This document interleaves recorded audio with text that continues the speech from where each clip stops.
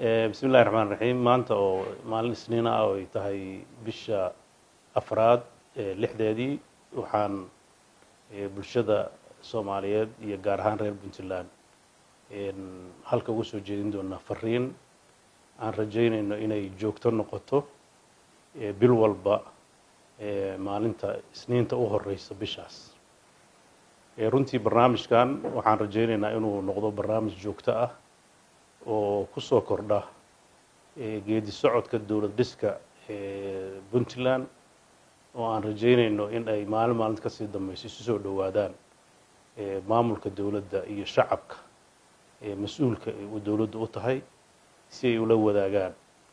fariimaha ku aadan isbedelada dhacaya iyo waxqabadka ama dhaliilaha markaa jira si ay uga helaan war sugan oo xaqiiqo ku salaysan oo ka soo baxay madaxda dawladda iyo madaxtooyada sidaan ognahay isbedel weyn ayaa wuxuu ku jiraa guud ahaan bulshada adduunka oo dhinaca horumarka warbaahinta iyo sida ay qof walba uu gaar u rabo in uu macluumaadka isaga oo si toos u helo oo laga guurayo hababkii hore ee bulshooyinka u noolaan jireen iyadoo taa laga ambaqaadayo dawladda Puntland waxay astaysay bil walba maalinta isniinta ugu horeysa in ay dadweynaha la hadasho si ay ugu soo bandhigto aaraada iyo afkaarta markaas dawladda ay u baahan tahay inay dadka u gudbiso iyo macluumaadka saxda ah ay rabto bulshadeeda inay la wadaagto iyadoo oo ay ula gol leedahay dhismaha dawladnimo iyo geedi socodka dhismaha bulsho oo aan rabno inay ku saleysnaadaan xaqiiqo dhab ah oo u adeegaysa horumarka mustaqbalka dadkan ay tiigsanayaan intaan u gudagelin fariinta hadalkayga waxaan rabaa inaan marka ugu horeysa halka uga tacsiyeeyo geeridii ku timid Allah u naxariistay ambassador Maxamed Cumar Jaamac Dhigic oo runtii ahaa nin muddo dheer u soo shaqeeyay dalka Soomaaliya xilal badan ka soo qabtay wasiir ahaa muddo dheer danjiraha Soomaaliya u fadhiya Brussels ahaan jiray wasaaradda kala duwan ka soo shaqeeyay sidoo kale tana burburkii kadib aasaaskii bulshada reer Puntland qayb weyn ku lahaa oo ahaa madaxdii iyo aqoon-yahankii yimid gobolada Puntland oo dhismaheeda qayb weyn ka qaatay maxamed jaamac ilaahay ha u naxariisto maxamed cumar jaamac ilaahay ha u naxariisto samir iyo iimaan allaha ka siiyo dhammaan eheladii qaraabadii asxaabtii muddada dheer taqaanay sidoo kale inkastoon horey ugu tacsiyeynay waxaan fursaddan maanta iyadan uga faa'iidaysanaynaa ra'iisul wasaarihii hore ee Nuurcadde ee weli tacsiyadiisa taallo waxaan isagana ilaahay subxaanahu wa tacaala uga baryanaa inuu qabriga u waasiciyo dambi dhaafna ilaahay uu siiyo iyo dhammaan dadka Soomaaliyeed ee muddadii u dambeysay geeriyooday oo uu ka mid yahay gudoomiyihii gobolka Nugaal oo runtii gacan ka xaq daran oo argagixiso ah ay ku dishay magaalada Garowe iyo sidoo kale dadka Soomaaliyeed ee dhammaan magaaladan dambe khaasatan Yurub iyo Mareykanka ugu dhimaaya xanuunkan caabuqa ee ku soo siyaaday adduunka oo runtii dhibaato weyn ku haya caalamka Soomaaliduna ay qayb ka tahay fariintan waxaan rabaa inaan u guda galo marka ugu horeysa xaaladda hadda taagan ee dalku ku sugan yahay waxa ugu muhiimsan oo adduunkana ay la qabtaa waxyaabaha ku soo kordhay caabuqa COVID-19 oo runtii ah musiibadii ugu weyneyd ee boqolkii sano u dambeysay dhacday oo adduunka argagaxa ku riday runtii musiibadaas oo runtii ka xoog badnaatay taariikh badan oo adduunku soo maray oo ku koobnaan jirtay dalal iyo qaarado kooban waxa ay maraysaa dalalka United Nations ka aqoonsan yahay kuwaan aqoonsaneenba wax ku dhow 208 entity ama dawladood ama deegaano ayuu gaaray oo kulli laga sheegay xaalado caabuqaas kamid ah oo Soomaaliya kamid tahay runtii waxa la yaab leh sida uu qaaradaha uga gudbayo sida uu dadku ay si degdega ay ugu gudbinayaan waxa ka dhashay waxaan hore adduunka u dhicin oo ah in dhammaan dawladaha qaybtood oo dawlado aad iyo aad ay u adag tahay in daqiiqad ay shaqooyinka socda ay joogsadaan in dalalkii oo dhan laga xiray isku socodkii diyaaradihii gelidii bixidii dhammaan la xiray hay-adihii iyo meelihii laga ganacsan jiray istoogyadii waaweynaaday adduunka la xiray dhimasho argagax abuurtay ayaa adduunka ka socota runtii arrintaas waa arrin khatar weyn leh oo dadka Soomaaliyeedna aad moodid wili inaysan si dhab ah aysan u fahmin sida dhabta ah waxa weeye daawada waxa ka muhiimsan ka hortagga caabuqaana wuxuu uga daran yahay xataa daawo ilaa hadda ma leh lagu dabiibo waxa kaliya oo la hayo waxa weeye in laga hortago oo dadku isgaarin fariimahaas adduunka ka soo dhacaya waxaa nasiib darro ah sida xogaha lagu sheegayo dadka Soomaaliyeed ee wadamada ku nool dibadda khaasatan Ingiriiska iyo Sweden iyo waxa aad looga sheegayaa fariimihii iyo talooyinkii la siinaa inay qaadan waayeen oo numberka dhimashadoodu uu aad u kordhay sababo ah inaysan ilaalin kala maqnaanshaha iyo isku imaanshaha isku booqashada inay ilaaliyaan cudurkan wuxuu ku gudbaa taabashada wuxuu ku gudbaa neefta oo hindhisada iyo qufaca isku dhow dadka masaafo dhow isku jira iyo dadka faraha badan oo isu imaanaya dowladda Puntland iyada oo khatartaas caalamka ay ka aragtay ka duulaysa ayay waxay ka yeelatay shirar hordhaca waxay mararkii ugu horeysay adduunka laga soo sheegayba ay geysay eraboorada magaalooyinka waaweyn ee Garowe iyo Gaalkacyo iyo Boosaaso qalabka lagu ogaado xaraaradda qofka iyo heerka ay marayso waxay isla markii guddi baa loo xirsaaray ka howlgala inay diyaariyaan sidii loola tacaali lahaa xaaladaas ka hortageeda iyo hadday wax dhacaan sidii looga jawaabi lahaa waxaa la asteeyay goobo looga sooco dadka intiisa kale dadka xanuunkaas ku dhaco oo halis u ah in ay qaadaan runtii waxay dowladda Puntland si dhow ula socotay isbedelada ka dhacaya caalamka gaar ahaan wadamada noo dhow sida Djibouti, Ethiopia iyo Kenya iyo Soomaaliya inteeda kale taa fariimaha aad u soo kordhaya waxa weeye inuu kordhayo numberka uu ku dhacayo wadamadaas aan soo sheegnay dariska ah oo si dhab ah u cadeeya dhaqdhaqaaqyada dadka iyo inta uu ku dhacay oo koror ku sii socdo waxa kale oo iyadana runtii ah arrin dhiila ah in dhakhaatiirta Soomaaliyeed gaar ahaan dhakhaatiirta magaalada Muqdisho ku dhaqan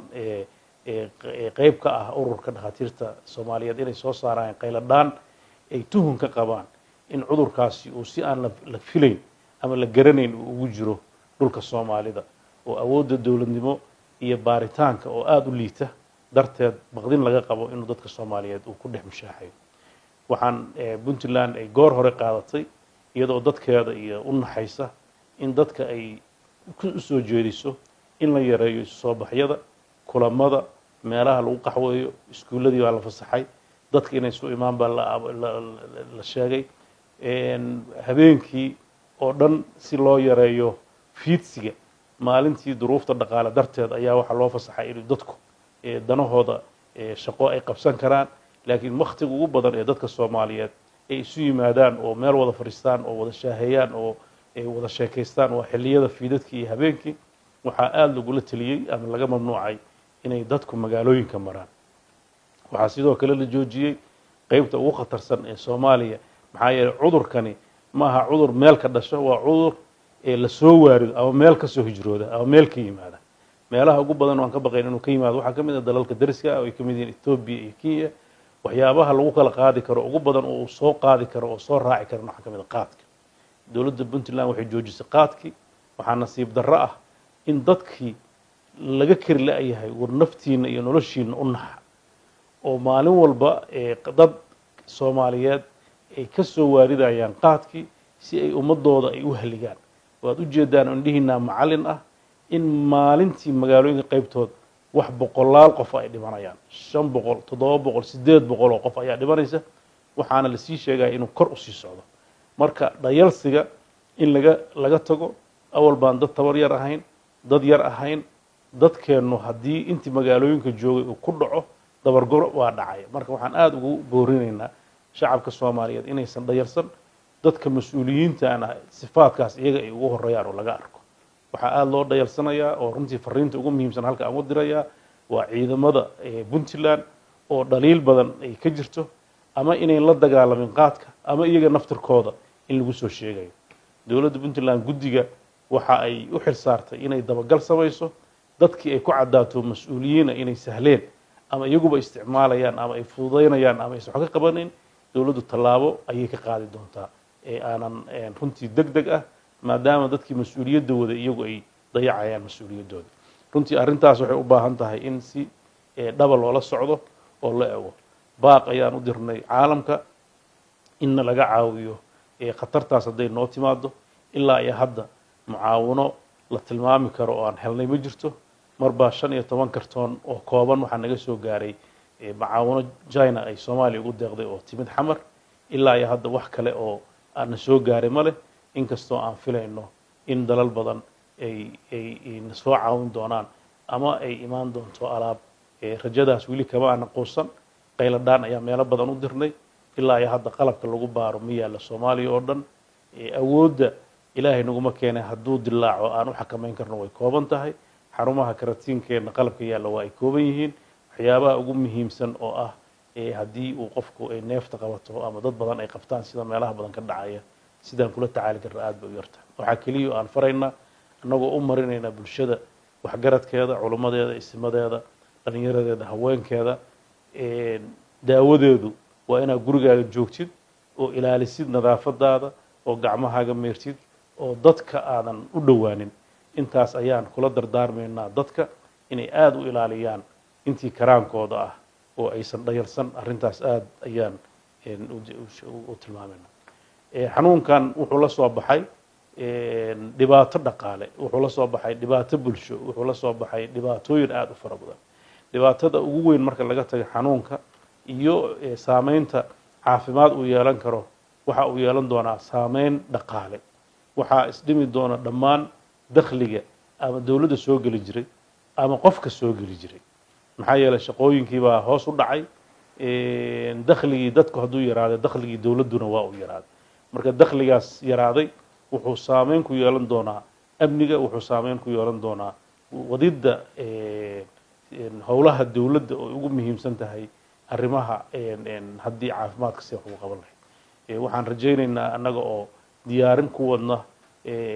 habkii aan uga bixi lahayn isdhinkaas annagoo la wadaagayna dawladaha saaxiibka nahay iyo dawladaha deeqda bixiya waxaan rajaynaynaa in aan ka helno garab istaag muddadaas adag maadaama dalkeenu uusan ahayn dal holay kayd u lahaa dalalkii kaydka dhaqaale lahaa waxay u fureen khasnadihii kaydkooda dadkii shaqo la'aanta ku dhacday dadkii ay jooga yiraahdeen waxay siiyeen mushaharooyin shirkadihii shaqada laga joojiyay waxay ugu bedeleen bedel dhaqaale iyaga oo kabaya dhaqaalahooda laakiin Soomaaliya runtii duruufteeda waa isma dhaanto dib badan ayaa haysta marka caalamka iyadana waxaan ka rajaynaynaa inay arrintaas wax muuqda ay ka qaban doonto runtii maalin walba waxaa baxa si maalinla ah guddigu wuxuu u soo jeediyaa warbixinta ku saabsan waxyaabihii qabsoomay iyo waxyaabaha la rabo in dadka loo sheego dawladda Puntland runtii guddiga hawshaas ka shaqeynaya aad baan ugu amaanayaa inay joogteeyeen shaqooyinkii ay noqotay maamulka Soomaaliya ee ugu horeeyay ee si dhaba u fuliya bandooga si dhaba u fuliya in xarumaha lagu kaydiyo ama dadka lagu karantiilo oo aad u badan magaalo kasta ay ka furan tahay wadamada maamulada kale waxa laga yaabaa hal meel ka furan tahay laakiin halka Puntland waxay ka furan tahay Gaalkacyo waxay ka furan tahay waxay ka furan tahay Garowe waxay ka furan tahay Qardho waxay ka furan tahay Boosaaso Buurtille meelo kale oo badanna waan ku jirnaa qalabyada waxa la geeyay dadka lagu kontroolayo magaalooyinka Buuhoodle xuduudda dhinaca Laascaanood waxa la geeyay baran waxa la geeyay meel kasta oo dad ka soo gali karo waxa la tacaalayaa galdogob intaas oo dhan dawladda Puntland wasaaradda caafimaadka guddigu waxay xaqiijiyeen in dhammaan wixii karaankooda ay geeyeen waxyaabaha kale tana ay qorshayaashooda u wadaan waxaan ka codsanaynaa bulshada reer Puntland inay gacan ku siiyaan guddiga ka hortagga caabuqa iyo guddiga nabadgelyada oo ka sii farcama oo fulinaya awaamiirta la rabo in lagu xakameeyo waxaan sidoo kale ugu baaqayaa culimada iyo mashaayikhda inaysan ka dhaga adeegin fariimaha uga imaanaya caafimaadka oo Ilaahay subxaanahu wa ta'ala annagoo tala saaranayna ayaa haddana waxaan la rabaa in aan talada ku darno inaan taxadar badan muujino diinteennuna way ogoshahay waana axaadiis dhab oo ka sugnaatay maaragtay diinta ku sugnaatay in xilliyada ay dhacaan xanuunada noocan oo kaleeta ah la karantiilo dadka oo isu socodka la yareeyo. marka waxaan rajaynaynaa in inta aanan hal qof markuu ku dhex dhaco inta la sahalsanayo hal qof hadduu masaajid galo oo sidaa la isugu dhow yahay waxaa cabsidu ay tahay inay intaasba uu qaadsiiyo intaasna in kale ay qaadsiiso. marka wiqaayada ayaa ka horeysa cilaajka. marka waxaan rajaynaynaa in ka hortagga aan badino. waxaan sidoo kale rajaynaynaa macallimiinta dugsiyada qur-aanka kuwa iskuullada xilligii loogu talagalay in lagu ilaaliyo inay aada u fuliyaan oo aan fariimahaas siduu tahay loo fuliyo. xafiisyada dowladda awaamirtii la siiyey ay fuliyaan dadka ay runtii hawshaas ay si fiican uga qayb qaataan. intaas haddii aan uga gudbo arrimaha ku saabsan caabuqa waxaan rabaa inaan halka u gudbo arrinta labaad oo aan rabo inaan ka hadlo waxa weeye waxaan runtii aada u bogaadinayaa hawsha dib u heshiisiineed ee ka socota galmudug. waa runtii hawl lagu farxo in madaxweynihii hore galmudug xaaf uu maanta caasimadda galmudug ee dhuusamareeb u tegey uu caddeeyey in uu diyaar u yahay inuu dhismaha galmudug uu qayb ka ahaado. waxaan uga mahad celinayaa madaxweyne qoorqoor sabirka iyo dadaalka iyo wanaagga uu u sameeyey siduu dib heshiisiin u abuuri lahaa. waxaana muuqata markii galmudug ay isku keliyeysatay dadkeedu oo runtii dowladda dhexe ay waqti siisay inay arrimahoodii xallisteen. waana arrin lagu farxo oo aan ku baraarujinayno kuna bogaadin doono degaan walba dadkiisu inay arrimahooda ay xallistaan oo wixii madmadow oo dhexdooda ku jira ay ka wada fariistaan oo wanaag ay uga gudbaan. waxaan sidoo kale halka bogaadinayaa dadaalka iyo wadahadal ka socda magaalada Nairobi ee u dhexeeya madaxweyne axmed madoobe xidig seeraar iyo sheekh daahir oo runtii iyagana khilaaf ka abuurmay xilligii doorashooyinka jubbaland ay ka dhacaysay sabab ka dhalatay ay khilaafkaas uu usoo jiitamayay. waxaan uga mahad celinayaa inay garteen in ay ka wada hadlaan arrimahoos oo ay xalliyaan. waxaana runtii ka warqabaa in goordhow uu gabagaba yahay xal waaran ay ka gaari doonaan. isbedeladaas ku socda Soomaaliya oo ka dhex socda maamulada oo dadka Soomaaliyeed ay garteen inay wada hadlaan waa fure iyo rajo cusub oo dadka Soomaaliyeed u soo hoyatay. midda mid la mid ah waa midii Puntland ka dhacday shirkii wada tashiga ee dadka reer Puntland oo dhan isugu yimaadeen arrimahooda ka doodeen ka tashadeen iyagoo aan iskala saarin qaybana iska dhigin. wadadaas cusub waxaan rajaynayaa inay noqoto wado Soomaaliya muddo ay sugaysay oo mashaakilka jira oo dhan xal siyaasadeed lagu xalliyo. dowladda federaalkana waxaan ugu baaqayaa in ay wadadaas dadku doortay oo ah inay wada hadlaan inay isdhegaystaan inay isu tanaasulaan inay dhiirigelin u samayso oo gacan ka geysato oo iyaduna ay la timaado aragtidaa la mid ah oo ay dhammaan maamulada dowladaha xubnaha ka dowladda federaalka iyo dowladda federaalka iyadana gogoshaas garoowa aan ugu fidinay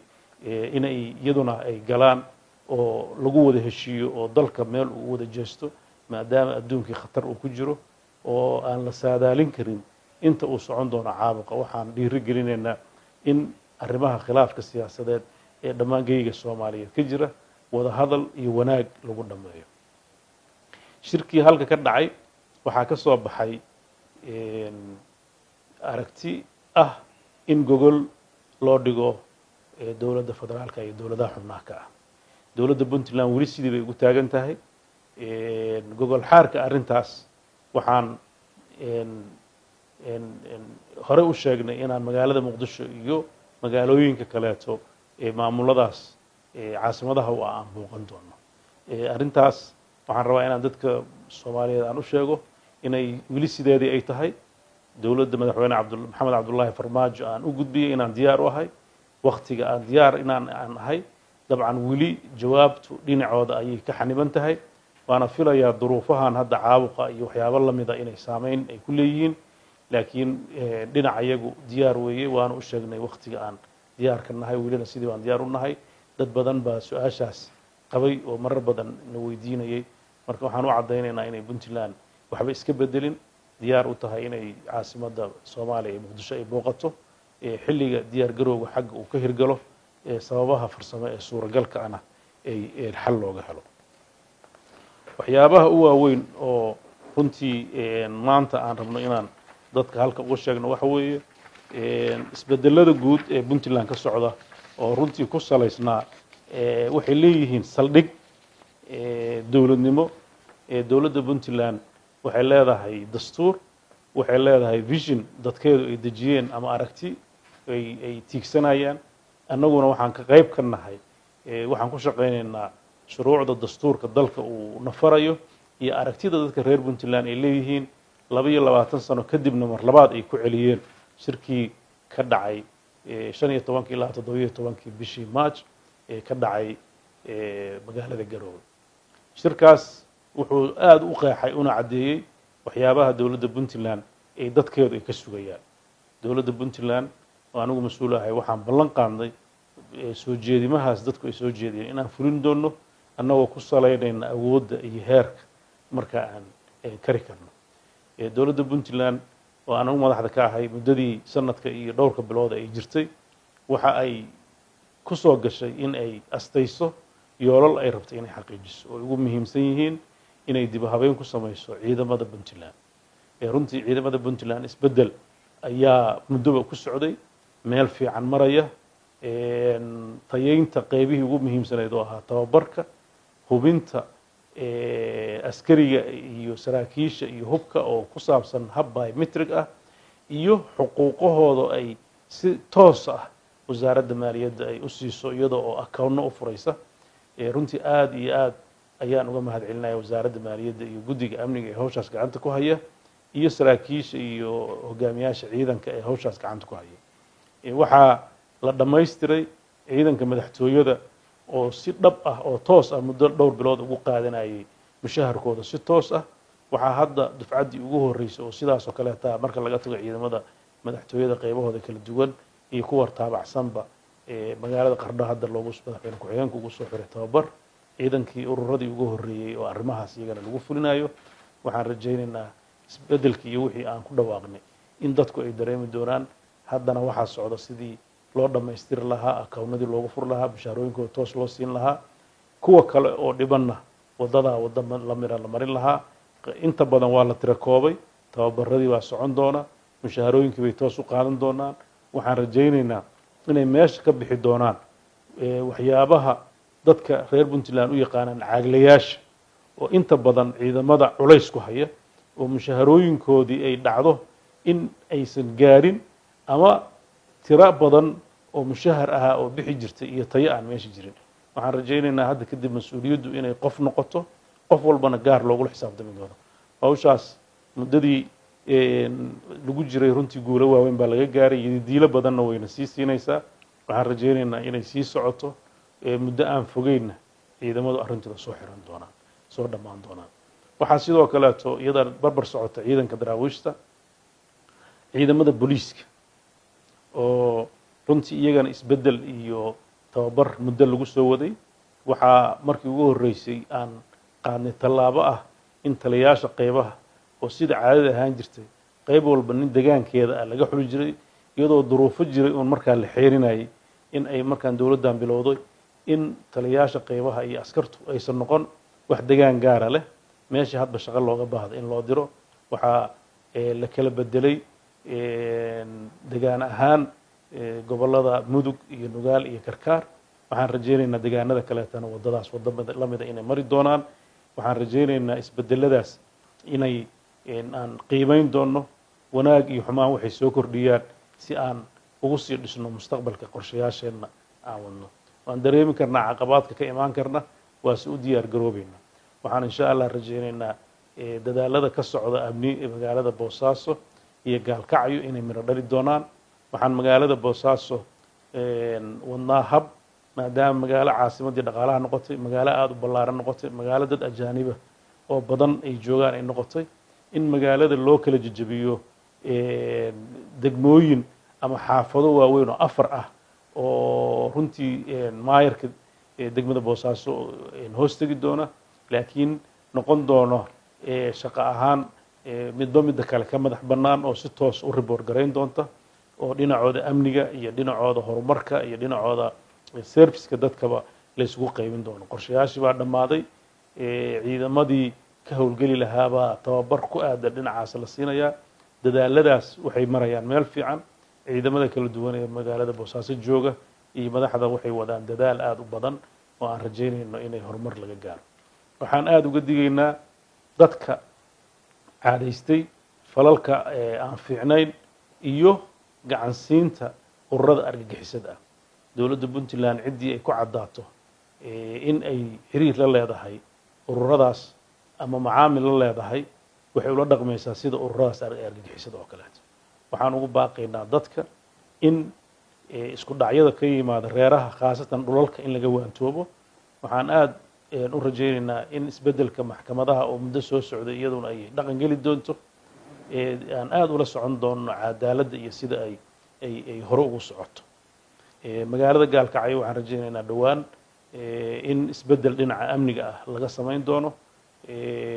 taliyaha cusub ee qaybta iyo marka uu tago iyo ciidamo dheeri ah oo halkaas loo diri doono waxaan rajaynaynaa inay xasilin doonaan magaalada amnigeeda, kala dambeynteedana soo celin doonaan. waxaan ka codsanaynaa bulshada reer Gaalkacyood inay gacan ku siiyaan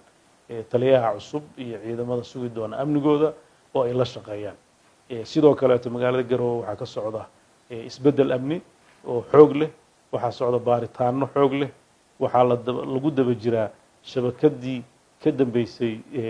dilkii marxuumka guddoomiyihii gobolka. runtii baaritaankaas ma raba inaan ka hor dhaco, hay-adaha ku shaqo leh ayaa ka hadli doona, laakiin waxaan u sheegayaa bulshada inuu meel fiican marayo, waxyaabo badan oo lagu farxana gacanta lagu hayo. waxaan bulshada reer Puntland ka codsanaynaa inay laamaha amniga gacan siiyaan, in ay dowladooda ku kalsoonaadaan, in wararka warxumo tashiilka ah ee waayadan dambe ku batay baraha bulshada iyo dadka cadowga ah Puntland aan loo qaban horumarka Puntland. waxaan rajaynaynaa inay hubsadaan wararka saxda ah ee Puntland meelaha muhiimka ah, idaacadaha iyo telefishinada sharciga haysta ee la yaqaan ee lagula xisaabtami karo waxa ay sheegaan inay ka qaataan macluumaadka. waxaa jira website-yo iyo pages badan oo magacyo iskala baxbaxay oo magaca Puntland wax iska daba raaciyay oo aan sax ahayn. waxaa la rabaa inay kala gartaan dadku, kaliya ay ka qaataan hay-adaha warbaahinta ee la yaqaan, hadhow haddii ay khalad galaan lala xisaabtami karo oo iska ilaalinaya khaladka, inay wararka saxda ah ka qaataan. waxaan aad ugu rajo weynahay wararku inay ku noqdaan warar sugan ay faafin doonaan, inay ka qayb qaataan waxaan amniga. waxaan runtii hay-adaha warbaahinta ee Puntland ee rasmiga u shaqeeya uga mahadcelinaynaa dowrka shariifka ah ay kala qayb qaateen Puntland dhismaheeda dowladda Puntland, iyagoo ka madax bannaan hay-adaha dowladda, qayb ka qaatay arrimaha xasaasiga ee dalka, khaasatan cudurkan COVID-19 inay dadaal badan ka bixiyeen oo ay wacyigelin badan ka bixiyeen oo si joogta ay u tabiyaan dhacdooyinka iyo warbixinaha ka soo baxaya guddiga arrintaas saabsan. waxaan uga mahadcelinaynaa dadka reer Puntland arrintaas sida ay xoogga u saareen. waxaan rajaynaynaa isbedeladaas ku socda dhinaca ciidanka, dhinaca maaraynta maaliyadda, intaasoo dhan waxaan aad ugu rajo weynahay in ay siday tahay u fulaan. waxaan sidoo kaleeto runtii dadka ku boorin doonaa iyo hay-adaha dowladda inuu isdhin ku yimid dakhligii dowladda sababaha xanuunkan ula yimid. waxaa la rabaa in dulqaad loo muujiyo.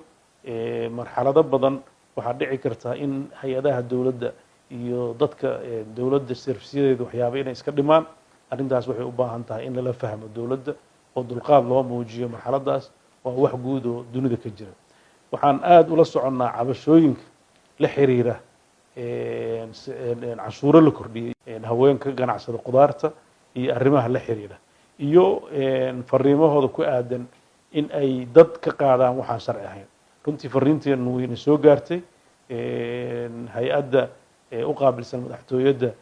arrimaha warbaahinta si joogta ayay macluumaadka dalka ka jirta ay noo soo gudbisaa. cabashadiina wayna soo gaartay. haddii ay jirto khaladna waxbaa laga qaban, haddii ay jirto kordhin annagu ma filayno canshuur la kordhiyey maan ogin laakiin canshuur aan la qaadi jirin haddii la qaado waxaan rajaynaynaa in aad nala garataan waxaan uga mahad celinayaa dadkii media la hadlay oo runtii si mas-uuliyad ula hadlay oo gabdho